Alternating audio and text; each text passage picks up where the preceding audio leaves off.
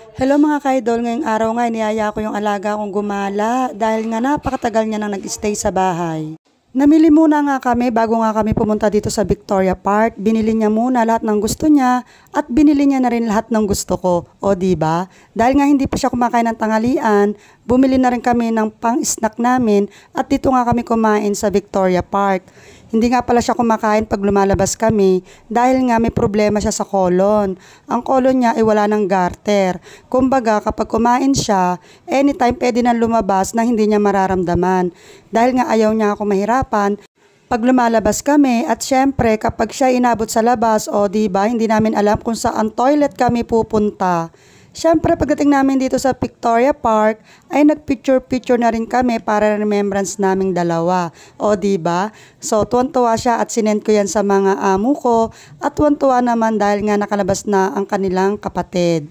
So, dahil nga kami nandito sa Victoria Park, time na para magmerienda.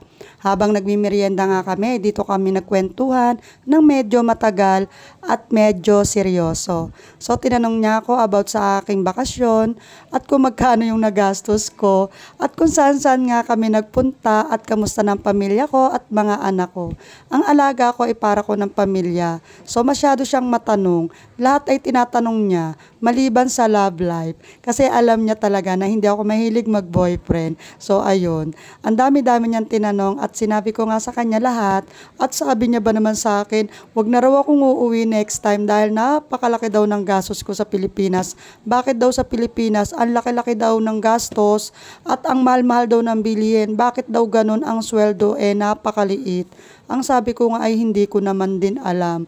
Bakit ganun kaliit ang sweldo sa Pilipinas pero grabe nilang mahal yan ang mga paninda sa Pilipinas. Kaya kawawa sabi ko, kawawa nga yung mga mahihirap sa Pilipinas.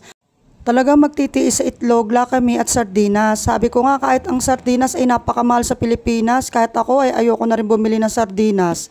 Namamahala na rin akong bumili ng sardinas at sabi ko pa nga sa alaga ko ay pati ang salted fish, tuyo ay napakamahal na rin. Kaya pag bumili kami ng tuyo ay isa lang ay sapat na.